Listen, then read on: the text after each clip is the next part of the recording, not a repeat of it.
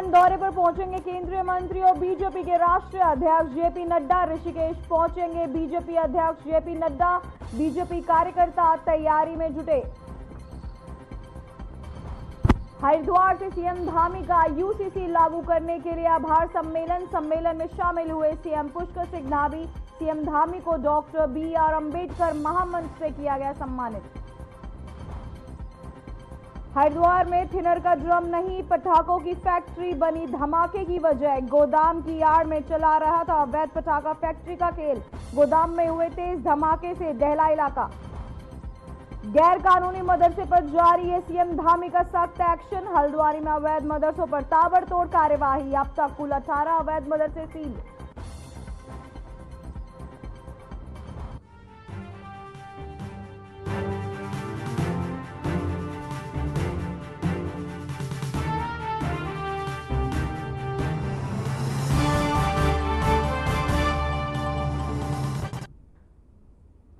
नमस्कार, मैं हूं पूजा सिंह और आप देख रहे हैं आर्यन टीवी। रुक करते आज की कुछ खास बड़ी खबरों का। प्रदेश में समापन नागरिक संहिता यानी यूसीसी लागू किए जाने पर दलित संगठनों ने मुख्यमंत्री का आभार जताया।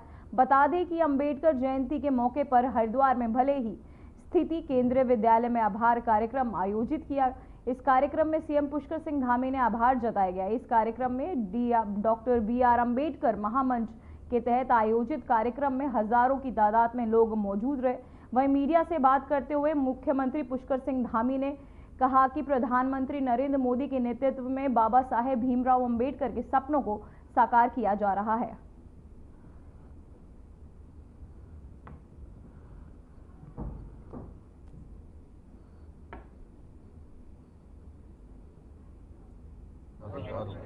इंडिया और अनेक काम जो बाबा साहब की सोच में थे, जो उन्होंने भारत के संविधान में जिसका प्रावधान किया, आज आदरणीय प्रधानमंत्री श्री नरेंद्र मोदी जी के नेतृत्व में वो साकार हो रहे हैं।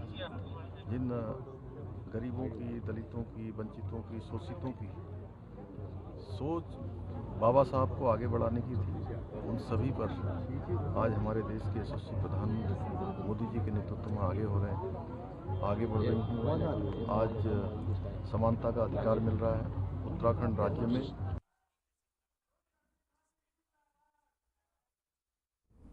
तो वहीं भारत रत्न डॉक्टर भीमराव अंबेडकर की जयंती पर मुख्यमंत्री पुष्कर सिंह धामी ने प्रदेशवासियों को शुभकामनाएं दी। इस मौके पर हरिद्वार में एक प्रोग्राम शिरकत करते हुए पहुंचे सीएम धामी ने कहा कि सामाजिक न्याय के लिए डॉक्टर भीमराव अंबेडकर का योगदान अस्वर्णीय है। उन्होंने देश की एकता, अखंडता और सामाजिक संभाव को मजबूत बनाने वाला संविधान बनाया है।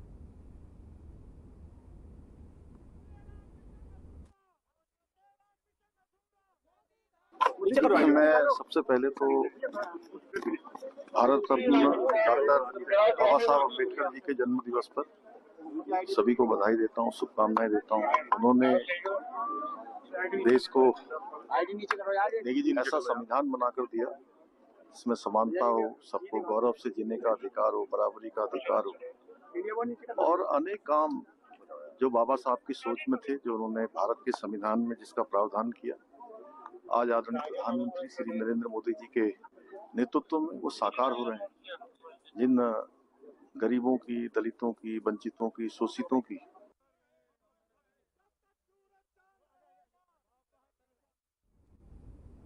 तो वहीं चमोली में कर्णप्रयाग में बैसाखी धार्मिक, पर्यटन, सांस्कृतिक एवं विकास मेला आयोजित किया गया, जिसे मुख्यमंत्री पुष्कर सिंह धामी ने संबोधित किया और इस अवसर पर उपस्थित जनों को डॉक्टर भीमराव अंबेडकर जयंती एवं बैसाखी पर्व की शुभकामनाएं दी। तो वही सोशल मीडिया पर पोस्ट साझा कर लिखा, इस प्रकार के मेले क्षेत्र की आर्थिका को मजबूत करने का के साथ ही प्राचीन सांस्कृतिक विरासत को संजोए रखने का काम करते हैं। प्रधानमंत्री नरेंद्र मोदी ने कुशल नेतृत्व में हमारी डबल इंजन की सरकार विकास कार्यों के साथ प्रदेश की सांस्कृतिक विरासत को संरक्षित करने की दिशा में कार्य कर रही है। तो वहीं अगले वर्ष कर्णप्रयाग में नोटी गांव में आपको बताते चले कि इस बार की राजजात यात्रा को हम सब मिलकर और अधिक भव्य बनाएंगे।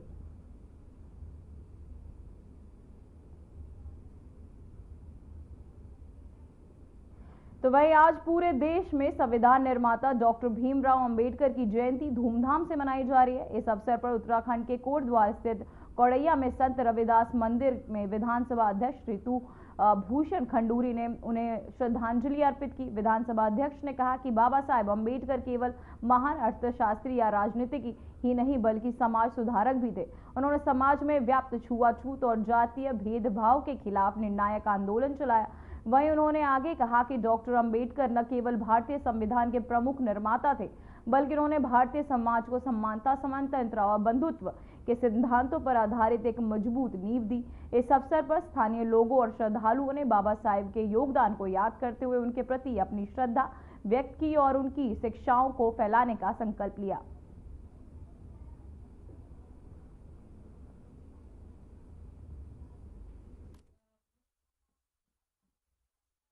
बहुत आनंद इस बात का आज आया कि जो बात उन्होंने 1950 में कही या जो कॉन्स्टिट्यूशन में लिखी उसको पूरा करने का इस समय बहुत बढ़िया प्रयास हो रहा है। हमारा प्रयास ये हो रहा है कि हम पायदान पे खड़े हुए आखिरी व्यक्ति तक पहुँचे और जो समाज में समरसता की बात है उसको पूरी तरह से हम समाज में लेकर आएँ, आपस में प्रेम प्यार से रहें।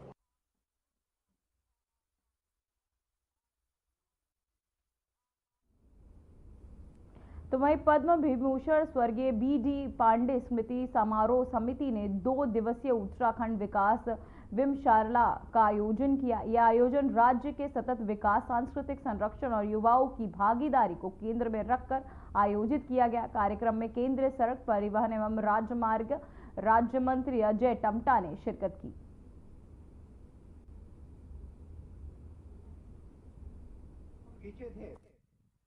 हमारे उत्तराखंड सेवानिधि जो पर्यावरण संस्थान है और इनके माध्यम से लगातार वर्षों से शिक्षा के क्षेत्र में और जो हमारी पर्वतीय क्षेत्र है उसके पर्यावरण की चिंता के साथ साथ हमारे जो व्यवहार में जो महिला, गांव, किसान, उन सब की बातों को आप लोग रखते हैं और उस पर समय समय पर वर्ष में एक बार चर्चा करते हैं।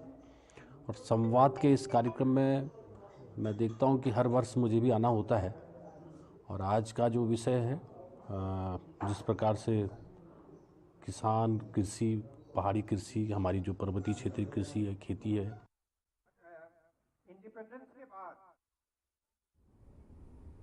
तो वहीं हल्द्वानी में आज संविधान निर्माता बाबा साहेब भीमराव अंबेडकर की 134वीं जयंती को बड़े ही धूमधाम से अनुसूचित समाज के लोगों ने मनाई।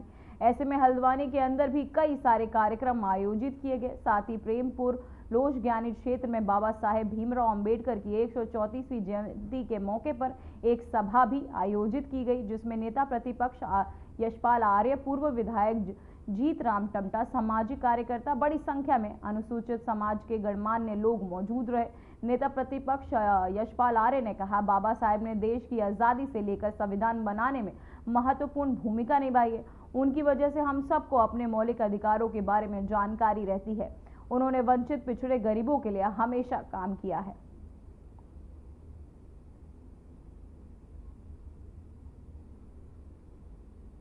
आज जो हम खड़े हैं पूरा आज़ाद देश में अपने अधिकारों, अपने सारे वर्गों को साथ लेकर करके हम जो चले 70 साल में, 75 साल में एक और बहुत बड़ा अध्याय तुम देखना 11 साल के इस कालखंड का।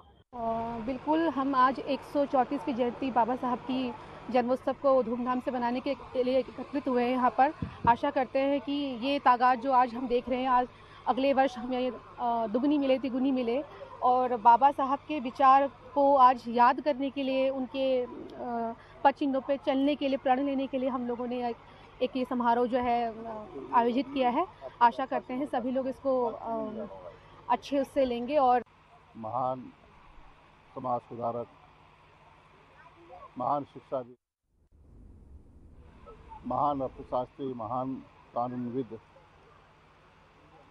और शोषित, वंचित, दलित, कमज़ोर वर्ग के महान नायक डॉक्टर भीमराव अंबेडकर जी की आज 134वीं जयंती हम मना रहे हैं और निश्चित रूप से भारत के संविधान के निर्माता के रूप में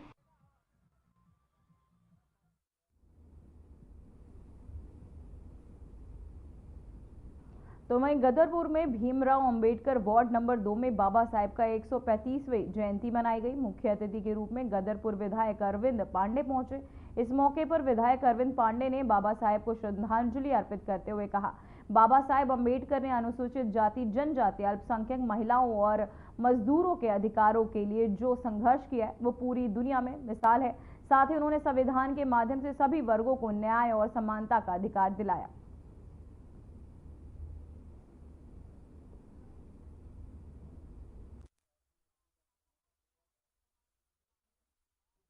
भीमराव अंबेडकर जी का जन्म दिवस है। मैं पूरे समाज को, देशवासियों को, प्रदेशवासियों को मैं बाबा भीमराव अंबेडकर जी की जयंती की मैं बहुत बहुत शुभकामना देता हूँ, बधाई देता हूँ। और बाबा भीमराव अंबेडकर जी का जीवन संघर्षों का रहा है और उनके संघर्ष में एक ही केंद्र बिंदु रहा है कि गरीब आदमी का उत्थान होना चाहिए। गरीबों के बच्चों को खाने की भले दिक्कत हो, लेकिन किताब उनके पास होनी चाहिए, बच्चे शिक्षित होने चाहिए और बच्चे जितना शिक्षित होंगे उतना ही आगे बढ़ेंगे। तो मैं ज़्यादा कुछ ना कहते हुए मैं पूरे नौजवान जो नई पीढ़ी के बच्चे हैं, मैं इन लोगों से अपील करना चाहूँगा।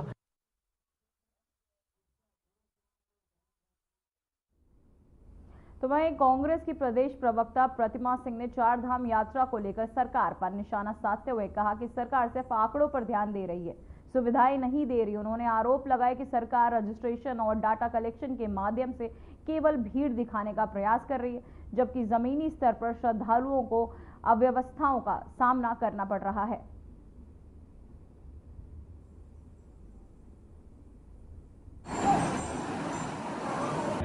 सरकार का जो मेन मुझे लगता है एक मोटो होता है, ध्येय होता है, वो सिर्फ वो नंबरों पे ध्यान देते हैं कि रजिस्ट्रेशन प्रक्रिया ले लेंगे और वो डेटा कलेक्ट करने का कार्य करते हैं। वो ये दिखाने की कोशिश करते हैं कि भीड़ इतनी आई, लेकिन जो लोग आए, जो श्रद्धालु चार धाम यात्रा के लिए आए, पिछली बार भी आपने देखा उन्हें कितनी अव्यवस्थाओं का सामना करना पड़े। मंदिरों में जो है दर्शन के लिए भी लोग परेशान रहे। जिस तरीके से नेशनल हाईवे जो है टूटने का कार्य हुआ, उसके बाद लोगों को रहने की जगह नहीं, पीने का पानी नहीं। सरकार ने कहा था हर 200 मीटर पे जो है एक पानी की मशीन लगाने का कार्य करेंगे, डॉक्टर्स उपलब्ध रहेंगे, लेकिन ऐसा कोई भी धरातल पर जो कार्य नजर नहीं आया। सरकार को ये समझना होगा कि जो चार धाम यात्रा है यहाँ के लोगों की आजीविका का केंद्र है। देवभूमि का जो सम्मान है उसकी रक्षा करने की जो जिम्मेदारी है वो सरकार की है। तो वहीं उत्तराखंड के कांग्रेस नेताओं ने 135वीं जयंती पर डॉक्टर भीमराव अंबेडकर को याद किया, साथ ही उनके चित्र पर श्रद्धा सुमन अर्पित किए। पूर्व प्रदेश अध्यक्ष एवं CWC सदस्य गणेश गोदियाल ने कहा कि भीमराव अंबेडकर के विचारों एवं भारतीय संविधान निर्माण में उनके उत्कृष्ट योगदान पर कांग्रेस भवन में गोष्ठी हुई। बता दें कि हर साल 14 अप्रैल को अंबेडकर जयंती मनाई जाती है। ये दिन भारत के संविधान निर्माता, सामाजिक सुधारक और दलित आंदोलन की प्रेरणा डॉक्टर भीमराव अंबेडकर के जन्मदिन को चिन्हित करता है। इस अवसर पर देश भर में विभिन्न कार्यक्रम, रैलियां और सांस्कृतिक आयोजन किए जाते हैं, जिसमें डॉक्टर भीमराव अंबेडकर की समानता, शिक्षा और सामाजिक न्याय के योगदान को याद किया जाता है।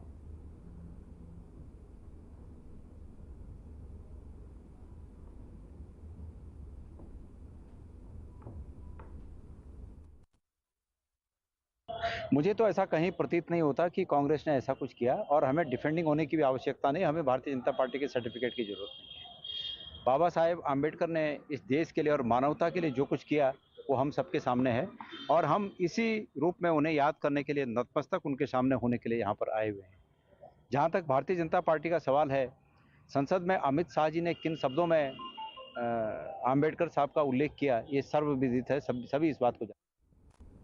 तो वहीं उत्तराखंड की चार धाम यात्रा के लिए ऑनलाइन रजिस्ट्रेशन का आंकड़ा 17 लाख के करीब पहुंच चुका है। आस्था का सैलाब कहे तो गलत नहीं होगा।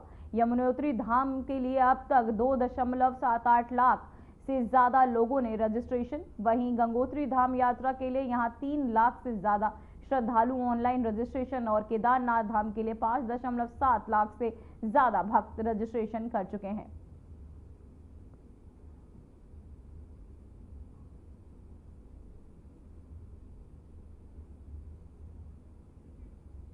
तो वहीं भारत रत्न डॉक्टर भीमराव अंबेडकर की 135वीं जयंती पर काशीपुर के टांडा में एक शोभा यात्रा का आयोजन किया गया, जिसमें वाल्मीकि समाज समेत अन्य समाज के लोगों ने भी प्रतिभाग किया। बाबा साहेब की जयंती पर जगह जगह स्टॉल लगाकर खीर और अन्य सामग्री का वितरण किया गया। साथ ही शोभा यात्रा पूरे नगर क्षेत्र में हर्षोल्लास के साथ निकाली गई।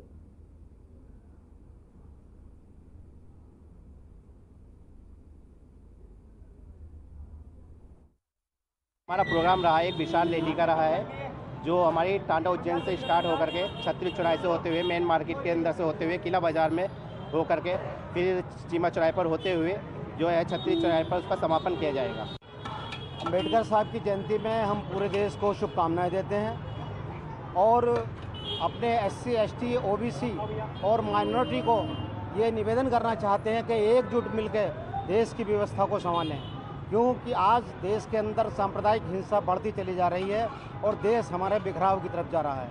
तो बाबा साहब अम्बेडकर का सपना पूरा करना है तो हमें संविधान को मानना पड़ेगा और संविधान के बताए रास्ते पर चलना पड़ेगा।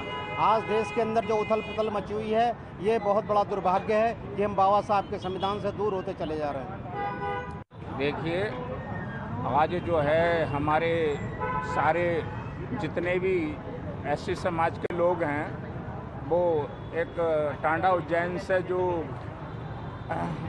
बाबा साहब का जन्मदिन है उस पर एक शोभा यात्रा निकाली गई है।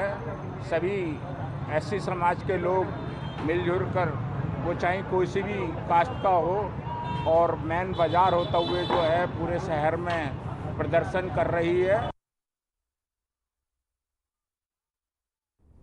तो वहीं उत्तराखंड में फॉरेस्ट फायर सीजन शुरू हो चुका है। हर साल फॉरेस्ट फायर उत्तराखंड वन विभाग के लिए एक बड़ी चुनौती बनकर सामने आता है। प्रशासनिक तौर पर 15 फरवरी से 15 जून तक फायर सीजन के तौर पर देखा जाता है। ऐसे में वन अधिकारी लगातार ग्राउंड जीरो पर कर्मचारियों का मनोबल बढ़ाने के साथ औचक निरीक्षण करते हुए भी नजर आ रहे हैं। अपर प्रमुख वन संरक्षक वनाग्नि एवं आपदा प्रबंधन उत्तराखंड निशांत वर्मा के तहत मसूरी वन प्रभाग का रायपुर रेंज अंतर्गत मासली स्थित मास्टर कंट्रोल रूम और क्रू स्टेशन राजपुर बीट का निरीक्षण किया गया। निरीक्षण के दौरान मासली कंट्रोल रूम में वनाग्नि नियंत्रण हेतु किए जा रहे उपायों का जानकारी लेते हुए आवश्यक सुझाव भी दिए गए।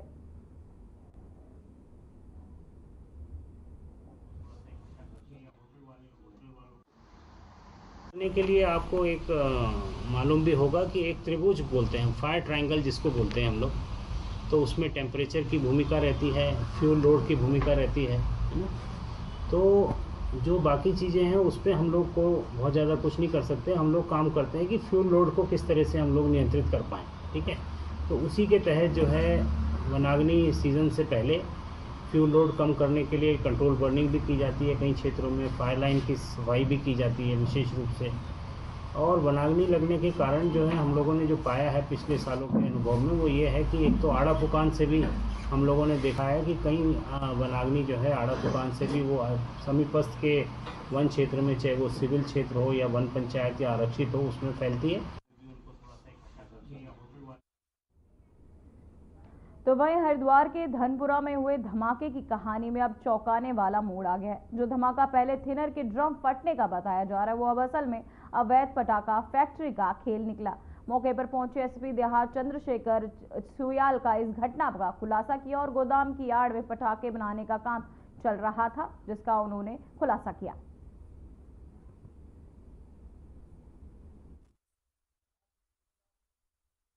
वो किसी शख्स ने सूचना दी कि यहाँ इस जगह पे कुछ विस्फोट या जोर की आवाज़ आई है, तो पुलिस ने रिस्पॉन्ड किया। हमारे चौकी इंचार्ज यहाँ पे आए, तो उस समय जो प्रथम दृष्टया लग रहा था कि ये कबाड़ का काम भी ये शख्स करते हैं, तो कबाड़ के किसी सामान में विस्फोट हुआ।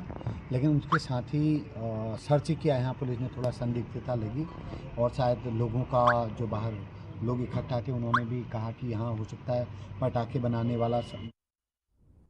तो वहीं पौड़ी जिले के पुलिस कप्तान लोकेश्वर सिंह के निर्देश पर धार्मिक स्थलों और गंगा घाटों की मर्यादा बनाए रखने के लिए ऑपरेशन मर्यादा के तहत अभियान चलाया जा रहा है। लक्ष्मण झूला थाना अध्यक्ष संतोष पैथवाल ने बताया कि बीते 15 दिनों में 103 लोगों के खिलाफ चालानी कार्यवाही कर 28,500 का राजस्व वसूला गया है।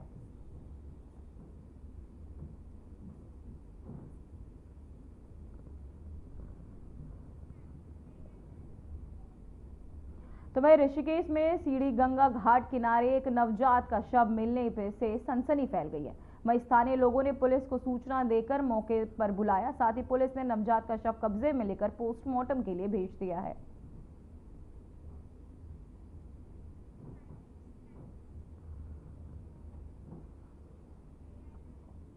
तो वहीं लोक स्पीकर ओम बिरला आज हरिद्वार के 1 दिवसीय दौरे पर रहे, जहां सीएम धामी ने लोकसभा स्पीकर ओम बिरला से मुलाकात भी की है। सोशल मीडिया पर लोकसभा स्पीकर ओम बिरला पोस्ट साझा कर जानकारी दी। साथ ही लिखा कि विविध विषयों पर चर्चा हुई। मुलाकात के बाद लोकसभा स्पीकर ओम बिरला संग सीएम धामी ने हरिद्वार में गंगा पूजन शोभा यात्रा व नवनिर्मित माता कृष्ण उद्यान का शुभारंभ किया। इसके बाद मंच से लोकसभा स्पीकर ओम बिरला ने क्या कुछ कहा, आइए आपको सुनाते हैं। सहन किया, अत्याचार को सहन किए, धर्म को, संस्कृति को नष्ट करने का प्रयास हुआ, लेकिन सिंधी समाज डटा रहा, न धर्म छोड़ा न आध्यात्मिक संस्कृति छोड़ी। सारा सब कुछ छोड़कर अपना व्यापार, उद्योग, धंधा, मकान सब जमीन छोड़कर हिंदुस्तान की सरजमी पर आए। लेकिन एक ऐसा समाज है जिसने पुरुषार्थ से, मेहनत से, कठिन परिश्रम से इस धरती पर व्यापार, उद्योग के क्षेत्र में नई दिशा देने का काम किया। सिंधी समाज एक ऐसा पुरुषार्थ समाज है जिसने कभी भीख मांगकर अन्न नहीं खाया, लेकिन हर भूखे को भोजन करने का काम सिंधी समाज ने किया। और आज भी अन्न भंडार के रूप में आप देश में किसी भी कोने में चले जाओ, अन्न भंडार के रूप में सिंधी समाज ने हर भूखे व्यक्ति को भोजन कराने का काम किया। गरीब व्यक्ति की चिकित्सा, अन्न, महिलाओं बच्चों की शिक्षा, उनको पुरुषार्थ से काम करने में सहयोग, ये सिंधी समाज की संस्कृति और संस्कार रहे हैं। और ये संस्कृति संस्कार कहां से आए? माता कृष्णा जी के वात्सल्य से आए, उनके प्रेम से आए, उनके सानिध्य से। टेऊ जी महाराज की मानव सेवा, पुण्य सेवा, मानव सेवा के लिए उन्होंने पूरे जीवन को समर्पित कर दिया। कठिन चुनौतियां थी, लेकिन उस सारी चुनौतियों के बाद भी उन्होंने धर्म, आध्यात्मिक संस्कृति व दिव्य ज्योति चलाई। इसी कार्यक्रम ओम बिरला संग सीएम धामी भी मौजूद रहे। साथ ही उन्होंने अपने संबोधन में क्या कुछ कहा, आइए आपको सुनाते हैं।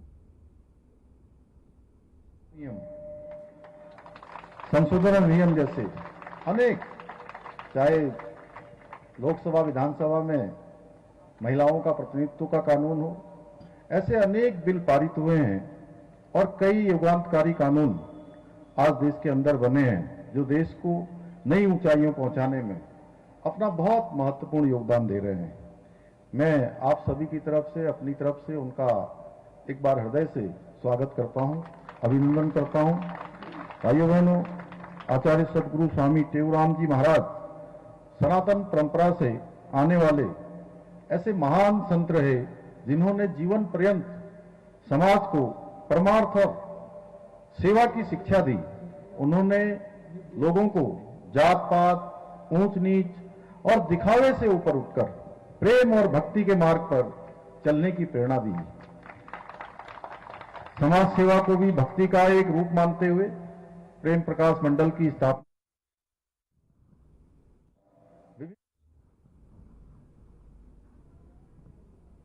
कि जयपुर में भी एक बहुत बड़ा आश्रम है, और पूज्य महाराज जी बता रहे थे कि 100 से ज्यादा स्थानों पर ऐसे बड़े बड़े आश्रम संचालित हो रहे हैं, जो मानव सेवा का अप्रियतम उदाहरण प्रस्तुत कर रहा है।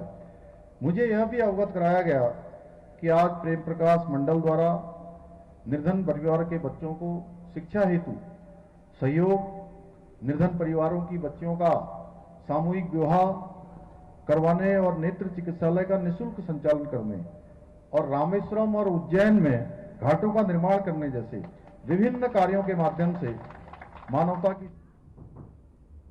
फिलहाल इस बुलेटिन में बस इतना ही। मुझे दीजिए इजाजत। नमस्कार।